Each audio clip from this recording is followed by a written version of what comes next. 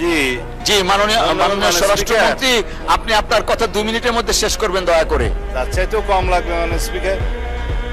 দাঁড়াতে চাচ্ছিলাম না। এই মহান জাতীয় সংসদকে, আমরা জাতীয় সংসদের সকল সংসদ সদস্যদেরকে সম্মান প্রদর্শন করা আমাদের উচিত। আমি শুধু ইন্টারপ্রিটেশনটা দেব, কে কি বলেছেন সেটাতে যাব। এখানে যারা আছেন কেউ ইনকেলাফি না।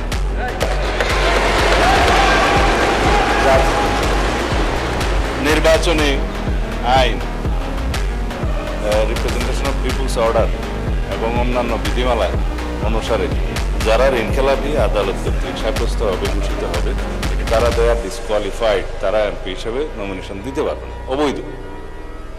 নির্বাচিত হয়ে এসছে তার মানে ঋণগ্রস্ত হতে পারে, নট ঋণ খেলাফি। এখন যদি এখানে কেউ ক্লেম করে যে এই সংসদের ঋণগ্রস্তদের, ঋণ খেলাফিদেরকে নমিনেশন দেওয়া হয়েছে, এটা কোনো লিগ্যাল ইন্টারপ্রিটেশনের ঠিকানা। যাদেরকে নমিনেশন দেওয়া হয়েছে তাদের মধ্যে কারো কারো বিরুদ্ধে ব্যাংকের মামলা ছিল, অন্যান্য প্রাইভেট পক্ষের মামলা ছিল, সেগুলো ডিসপোজড অফ হয়ে গেছে ইন দ্য হাইকোর্ট। যখন হাইকোর্ট সুপ্রিম কোর্ট থেকে সেটা ডিসপোজড অফ হয়ে যায় এবং তাকে লেজিটিমেট ক্যান্ডিডেট হিসেবে ডিক্লেয়ার করা হয়, সে আর ঋণখেলাপি নয় এবং তারা এখানে ইলেক্টেড হয়ে এসছে। এখন আমরা কেন বলছি এটা ঋণখেলাপিদের সংসদ?